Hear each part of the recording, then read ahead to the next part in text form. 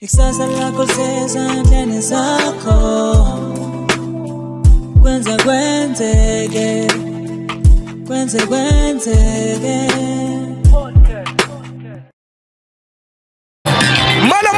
Molo Ningizimu Afrika kunjalo Moses Mabhida Stadium #VUM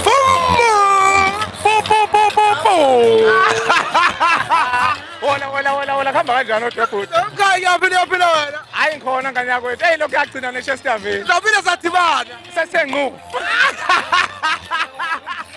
Mfethu uyabona abantu bangangozulu. Ndababa emakheni mfethu sithatha sibeke injabulo esiyibona la eMabhida ukuthi ngempela iphupho lomuntu omnyama kwaZulu Natal eNingizimu Afrika yonkana lifezekile. Hey webhuti mina ngiyazi lento. Uyabona ngeke ngahlala kwazwasha 1 ngingalele ngizwa abantu bekhala ukuthi amabhasi awafikile. Ngathi mina uNkulunkulu Thixo yini lento esibonayo. Kanti abantu bayawuthanda umkhondo mfowethu. Bamane bazenzela bayigibelela nabo abagcwele wabona emva kwami buka ibintu esemva kwami. Siyabonga kakhulu abantu bakwaZulu Natal.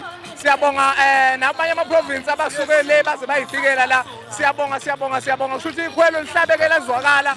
Umkhonto wesizwe ke bafowethu wethu sizosebenzela wona, sizobiza wonke umuntu omnyama ukuthi asondele ngakuwo ukuze sibuye isizwe lethu futhi. Mfowethu ngifuna ukukutshontsha ngoba ngeke ngathi ukuhlubuka ekseni ngathi kwenyukelwa. Ukukhuthaza nje mfowethu ukuthi umbutho nokulwa nerevolution kungaphezulu kwama-mind mistakes enziwa ngabantu noma kuma-weaknesses singaphakathi ukuthi asiqine siye phambili siyilwele into yethu ngoba kahle ayikho ngawe noma ngami ingathi lento injalo mfowethu injalo. Uyabona nje manje wonke umuntu u-coordinator uhlalo ophethe la aphethe khona kufuneka azi ukuthi MK is not about yena. Yes. Silwele i-unity manje abantu abamnyama. Ake uthathe isinqumo usuqale wezwa ukuthi abanye bathini bafisane ngoba it's not about wena. Mawukube wawusuke kwagogo uzazi ukuthi uyiskora wena. Cha aphele ukugora mawusula iba umholi wabantu. Kunjalo nje. Ukubonga nama-TikTokers umsebenzi awawenzile kumanje ngathi esirawunda lonke iground lana ajabule nje lesimanga. Sikhulumele mfethu ngama-TikTokers uthini umuswa kulina? Hey kamfowethu. Mina ngangazi ukuthi MK ingasithatha phambi kwefoni izosibeka phambi kwey'nkumbi zabantu abangaka. Hey abantu basithanda bafowethu. Hey umkhonto wesizwe usenza abantu bafowethu. Abantu basithanda. Kade ngibuka sigijima la senza iround yokuqala. Abantu bejabule behamba nathi bejabule kanye nathi. Siyabonga kakhulu South Africa. Niqhubeke nisupporte. Nathi soqhubeka lokhu sinilethele information ngo-TikTok siyalwazi udaba. TikTokers baba salute siyabonga Ningizimu Afrika. Danke mkhaya wami. Danke.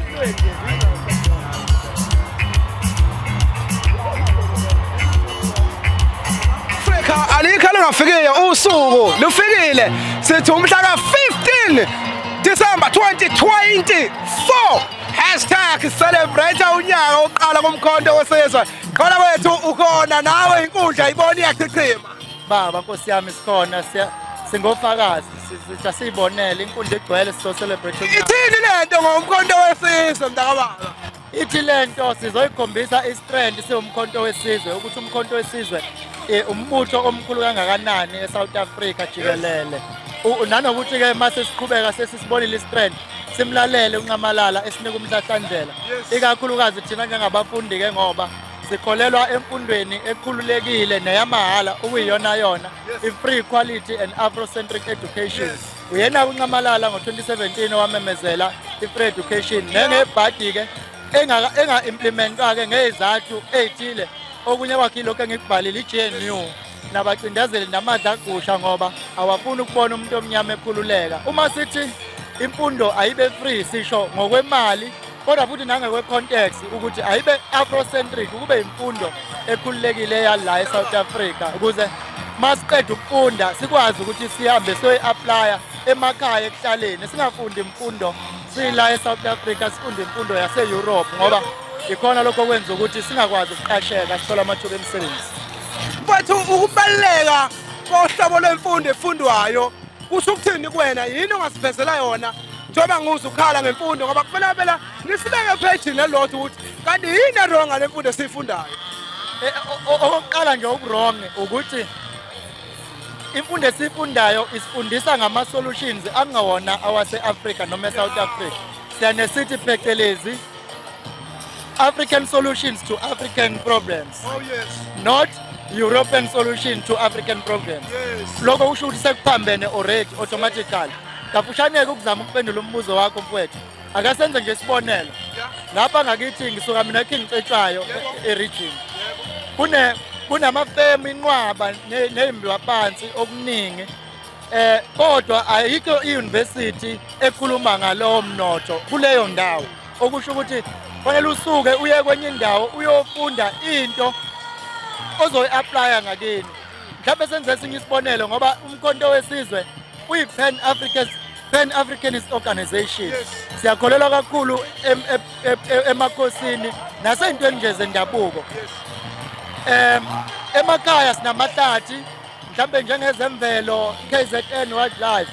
Akuvumelekile abantu bakithi abamnyama be-asese lawo mahlathi because anemithi lawo mahlathi. Kodwa le mithi esilapha ngayo kufanele ukuthi umuntu wakithi aze eye ekhemisi eyokhokha imali la angenayo. Senze nje isibonelo umhlonyane ngesikhathi se-COVID-19 ukwazi kakhulu ukusebenzela abantu bakithi ubalapha ngaphandle kokuthi beye ey'bhedlela nasemtholampilo. Kodwa namhlanje ngoba seyidlulile leyo phase nayo-ke masingathi masiyichaza kwakuyisystem izama ukuphungula abantu bakithi ukuze kwande imijovo advance i-agenda yamakapitali nonxiwa. Kodwa-ke ngenza isibonelo ngomhlonyane because uyabona ukuthi akekho kuze kube manje asikho i-study esenziwe nesiya ema-university esikhuluma ngomhlonyane ukwenza i-example ukuze sikwazi ukuthi abantu bakithi sibakhulule belashwe izinto abaphila nazo emakhaya.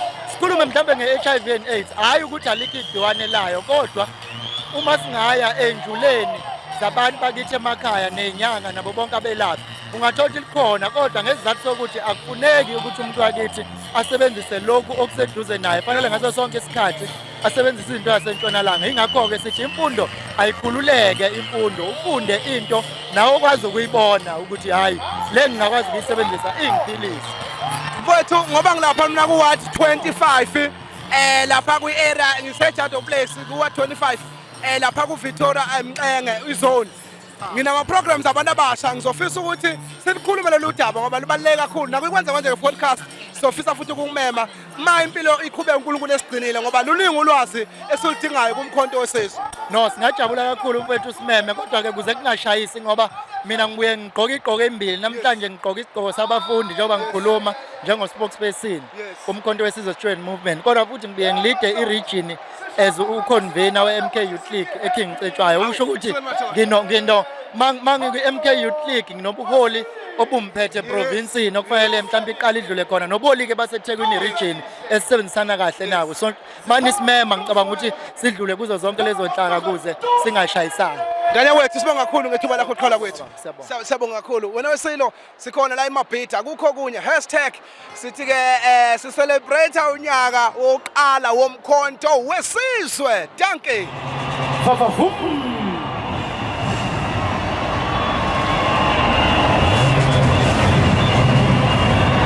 Africa sathi siba sikubingelela sekhona eMabhida #umkhonto wesizwe ayigwazela one and only umbomvu bafowethu sizwe siguhle kudala. Before mhla 16 ngiyethemba usuvivile uba umengameli ememezela umkhonto wesizwe ngendlela esakubona ngayo ngoDisemba January. Ulokhu umile kulento. Umkhonto usiyosala uzenzela. Awu ithulile lonkulumo. Washo njalo umgilitsha. Yes. Wayilalela wayeseshilo wathi umkhonto usala uzenzela. Uyazenzela ke manje. Umkhonto kaShaka owayedla ngawo izizwe. Umkhonto kaDingane owadla ngawo amabhunu. Umkhonto kwenkosi iSilo uCetshwayo owadla ngawo amangisi entabeni yaseSandlwane. Umkhonto kaBhambada uManciza owadla ngawo abelungu ngempi ekhanda. Yiwo lo uvukile manje usuyazenzela. Uzokhulula umuntu omnyama ekuhluphekeni ngokupheleleyo. Uzobuyisela isithunzi somuntu omnyama ngokupheleleyo. Wena Wesilo ngifuna ukubheka ukuthi mawubona abantu abangaka bebulala inyoka ngani yakwethu kuthini okwakuphawula ma kusekwa umkhonto wesizwe kangaka injabulo ingakanani kuwena ngaphakathi mntana enkosi? Akikho akusiyona injabulo yami nje kuphela. Ubona lenhlangano le umkhonto wesizwe kwenza ngendlela owenza ngakhona. Yebo. Ingoba kwanyakaza nezinyanda ezulu. Kwanyakaza nezinyanda ezulu kwavuka amathambo amadala amaqhawe omzabalazo wenkululeko anyakaza ngoba selimemezile izwi mhla ka-16 December 2023 ukuthi awuvuka umkhonto udla abantu. Ngithokoze kakhulu. Ngane wethu ngeke ngawubuza lo mbuzo ngangihlezi ngilangazelela ukuthi mangakuthola ngathola ukuthi baloxoxa nawe ungitshela ukuthi siyipodcast kwenzeke siqale ngo-2022 sizenzela simema wonke amaciko na wonke nje abantu abosomabhizinisi ukuthi basivakashele estudio sethu sixoxe nabo kodwa kuthemba kumemezela lolu suku olukhulu lomkhonto wesizwe mhla ka-16 sathi nansi lento kumele siyingenele singabantu abasha saphumela obala engicabanga ukuthi amanye ama-podcast aphumela obala ukweseka umkhonto wesizwe okuyinto engajwayelekile-ke sengifuna ukuzwa-ke njengomuntu oliciko onabalandeli abangaka othandwayo kodwa bese banesibindi sokuthi hayi bafowethu nali iqiniso lalingakhona. Mtakababa, this is not just any political party. Yeah. MK Party is a lifestyle. Yes. Yebo. Okumele obekusiphoqa ukuthi asisukume. Simukele ngazandla zombili sigone. Ngoba hayi ukuthi ikhuluma nempilo zethu nje kodwa izokhuluma futhi izomela isizukulwane seyizukulwane seyingane zethu eza bekusiphoqa ke njengamaciko ukuthi silimele iqiniso sivele singahlonisi ukuthi siyayeseka lento ngoba isisekelo seyimpilo zethu izoba isekelo seyimpilo zeingane zethu izoba isekelo sempilo seyingane zeingane zethu bekusiphoqa ukuthi masisukume impela siyigone siyamukele siyigodle sivikele ngakho konke esinako. Amamazi ubuqhawe bakho nento ophathiswa yona iza kamuva kunesizukulwane esizayo impilo esiyophilwa yiso. Ngiyakuzwa mina. Yeah mfethu hayi this is not about us. This is not about us but the ngekusasa lalelizwe leli. Yebo. Ikusasa lalelizwe sishape ifuture yalelizwe. Umkhonto yona into oyivukele oyizele kulelizwe la South Africa. Wena Wesilo ume njalo ulimele iqiniso uNkulunkulu akubusise uthemba benawe siyathokoza kakhulu wena Wesilo. Amen siyabonga. Siyathokoza kakhulu. Nizima Afrika kuhlezi kunjalo umkhonto wesizwe uyagwaza 1 on 1 baba sharp.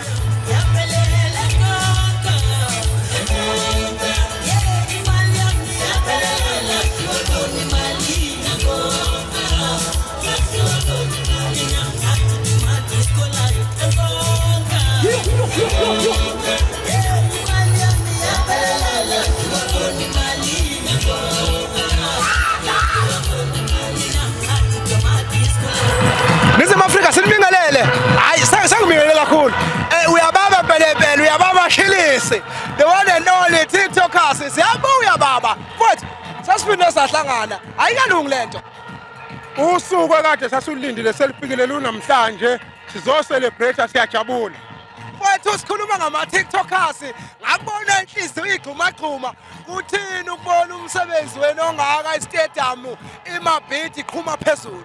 Yabona mfowethu ngithe ngingena la estage ngihamba la ngaphakathi abantu bakhombisa ukuthi bayamfuna ukumbona uChilisi bayasaza abantu sisuka kude nalabantu kuzoya kuma election mfowethu sasingalali siku social media sikhuluma nabantu ukuthi abavotela umkhonto bakwenza abantu so bayasazi bayasithanda siyajabula ukubona abantu bejabulile mangabe besibona mfowethu.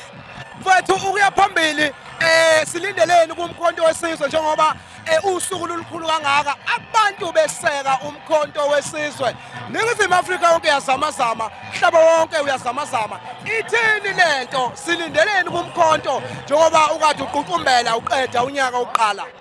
Mfowethu ngicela ukuqala ngalokho ngiyazi ukuthi khona kade befisa ukuba la kwanezingqinamba ezibavimbayo abanye transport abanye umsebenzi ama commitment yabo kodwa mfowethu ngicela ukukhuthaza abantu ukuthi bangayeki ukuthanda umkhonto owethu umkhonto wabantu kumele abantu bawuthande intoni-ke esingayilindela kusukela manje siya phambili le celebration mfowethu izosikhumbuza ukuthi sisebenze kangakanani sibasha sibancane yabona so uma ngase sibe kulento esiyenzayo for 3 years futhi kukhulu esizokwenza angisho ukuthi inkinga zikho angisho ukuthi ama challenges akho awekho akhona kodwa uma sikwazi uku-achieve into ey'ngaka ngonyaka owodwa in 2 years time mfowethu solithatha lelizwe leli #ma-tiktokers akhuthaze emntakababa khuthaza iy'ngane zamakhosikazi ama-tiktokers umsebenzi awenzayo ningawadla amandla ezinye iy'ngane mfowethu thathile bafowethu sayithatha lento singabizwanga muntu sayifikela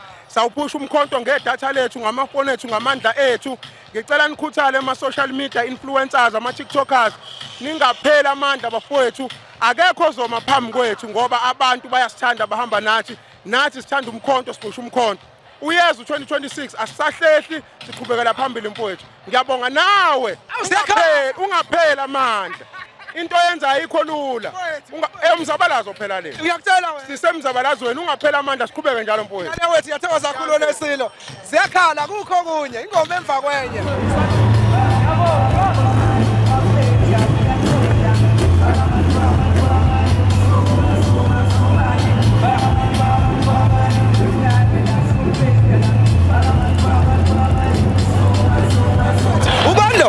Unkululeko Sithabiso Mbatha okwayibopha kuyoyikhulula. Ngize ngimbone umfoko Mbatha hlezi ngimlandele ey'nkundleni zokuxhumana ekhuluma izinto ezinomnyoninco ngithi le ndoda lensizwe seyincane kangaka ehlanipe kangaka uthini ukuthatha ubuhlani kangaka Ngithi ipolitiki ayikhulelwa ngoba isimo sakini siyakuthinta noma umncane noma umdala, so it is very important ukuthi ufamiliarize with what is happening on the country.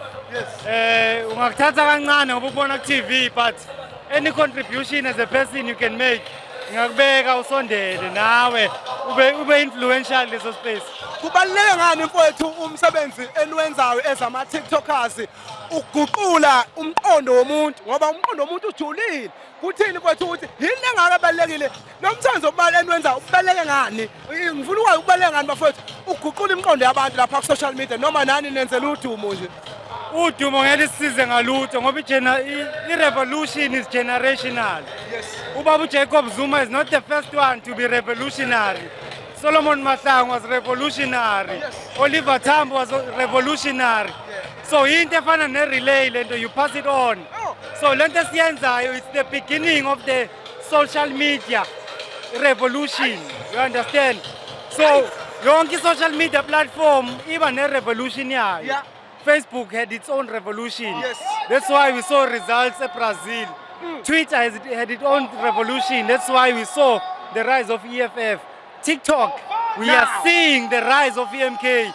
Reason why? Me, among the camera as an ordinary person, umuntu relate better than uFloyd because uFloyd good. And ukhuluma once endabeni. Asithele abuya athi once. Kantina sikhuluma nabo every day. Siba brief as decode lezinto ebukeka zi complicated. So our role with revolution is to simplify the revolution and simplify the concern. Talk to the normal person. Because sometimes the legislation and policy akhuluma nabantu asebefunde bakhokhota kanti sometimes the message kumele sibe abantu the common people. Mfowethu sengivala singabantu abasha nathi endaweni esihlala khona lapha kwa-25 lapha ku-Victoria Mxenge kwi-zone sinama-programs abantu abasha esiwaqala nango-2025 uyatholakala ukuzosipha lobu buhlakani nalolu lwazi oluthule kangaka mfowethu ngoba ngiyakholelwa ukuthi kumele sispreade lolu lwazi Yeah, mina ngikakhulu kwi-social media because ngokuhlala ngise-Eastern Cape. Wow Umbatha Eastern Cape Hayi kuyenzeka ngosinambithi kahle kahle. Yeah, kodwa ngiphungukele ngale Eastern Cape, it's been 10 years.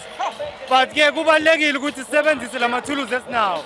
So if siyakhona ukuconnecta virtually singawenza lo live sikhulume nabantu. Now document ngendlela documenta ngayo. Hayi unginikele igunya eNingizimu Afrika #kwenzeka podcast sabonga kakhulu khawula ngithi ngiyakulandela kakhulu mfowethu ngiyahlonipha amagalelo akho mntakababa. No, but siyabonga lo msebenzi ungayeki.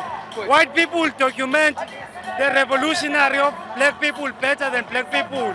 So the moment people like you, people like us also are taking up the stand and being the voice for the people, the better. Yabuza ubuchopho bomuntu omusha, umuntu osemncane danke khawu.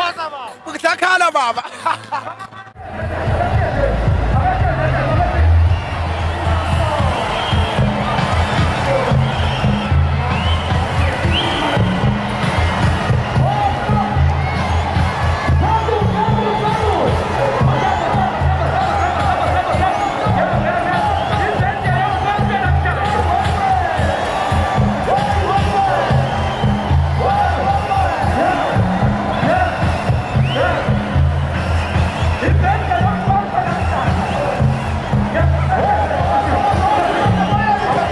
Ngane yakwethu asibonge no usuku la namhlanje as much as sizobungaza unyaka wokuzalwa kweMK Party but sithe asilenze lube ingqophamlando samukele noma sicela ingane zakwethu ziqonde ukuthi akusekho ngokuthanda nami ngiyakhala ukubizwa nanoma ingalephi iqembu la but isikhathi siphoqa ukuthi kuba siba abantu abaqonda athi asisadingi ukuthanda noma ukulandela inhliziyo kuphela sesidinga ukwazi uku-identify ithuluzi kuyilona lona esizolisebenzisa ukulanda into zethu emva kwalokho sekungabi noma yini othanda ukuba yiyona so usuku oluyingqophamlando ukuthi abafowethu siyazi ukuthi ama-leaders abo abathathileyo bathi hlwa kwi-GNU awayiconsultanga leyo decision avele adecide isona sizathu-ke senza ukuthi sithi la mathuluzi awasekho right because sekune-infiltration asetshenwe abanye abantu awenziwa nanti ekuyilona inqola esizoyigibela yabantu isithathe isibuyisele umhlaba isibuyisele umnotho isibuyisele nama-resources zethu yes so shumayele lelo vangeli sibonge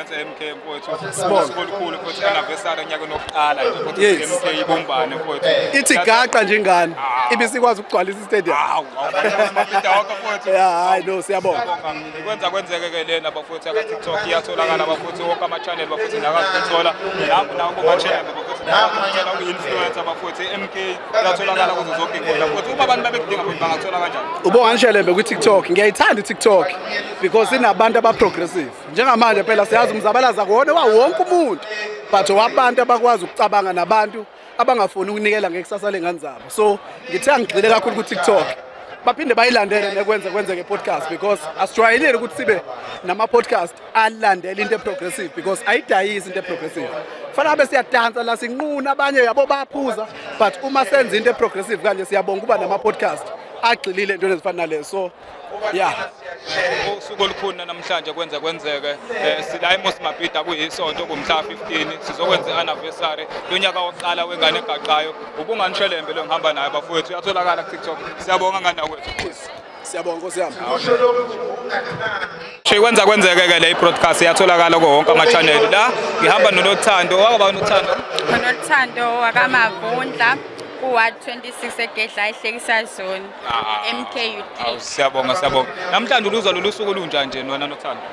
Lumnandi kakhulu sicelebrate ukuhlanisa konyaka siqeda unyaka iMK sabumbene since yahlangana ngonyaka ophelile ngoDisember 15 still isayiqembu elihlangene elibumbene and futhi sigcwele la e-stadium eMoses Mabhida sibaningi and kumnandi kakhulu yonke into ikhona ukudla sidlile sisuthi sine energy nje yongena kunyaka wethu omusha nje ngabe nje wena Nothando uyathemba ukuthi ngo-2026 uzothatha ukhetho siyalithatha noma kanjani ngoba vele ogogo balithatha ngamaqhinga futhi ngeke baze baphumelele nalamaqhinga abo so bakhipha sibuyisela into zethu kuthina ngaye iMK silokhane sikwazile nje sikwazile zonke indawo yasho madoda intombi yakuWard bafowethu kwenza kwenzeke broadcast ke lena siyathemba ukuthi bonke abantu bayizwile intombazana ukuthi 2026 siyalithatha ukhetho hamba MK viva MK